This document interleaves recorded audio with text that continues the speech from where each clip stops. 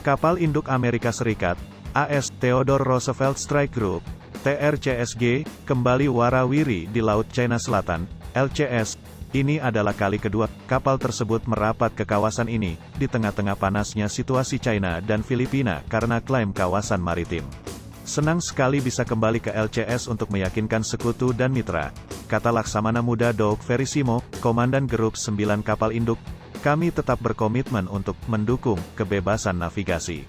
Dalam pernyataannya AS juga menegaskan akan bersama dengan teman-teman, menjaga keamanan dan stabilitas kawasan Indo-Pasifik. AS menyebut sejumlah nama negara sebagai rekannya, termasuk Jepang, Malaysia, Korea Selatan, Australia dan India. Sejumlah operasi juga dikatakan akan dilakukan di lautan ini, termasuk penerbangan tetap, memutar dan latihan serangan maritim. Pasukan AS juga akan melakukan operasi anti kapal selam dan pelatihan taktis terkoordinasi. Sebelumnya, hubungan China dan Filipina sekutu AS di LCS memanas beberapa pekan terakhir. Filipina menuduh China mempromosikan narasi palsu dari klaimnya di perairan yang disengketakan tersebut.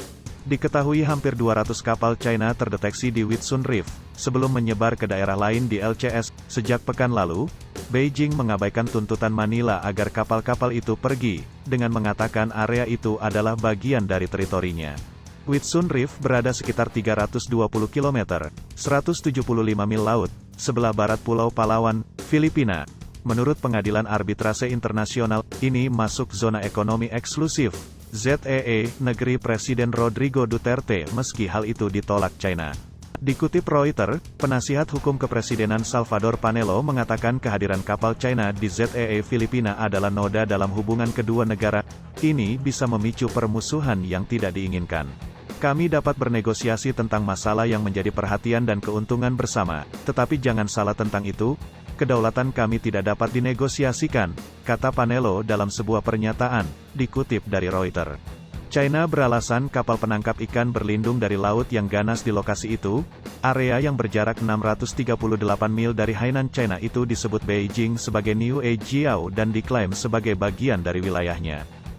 Karena situasi maritim, beberapa kapal penangkap ikan berlindung dari angin dekat New Jiao, yang cukup normal.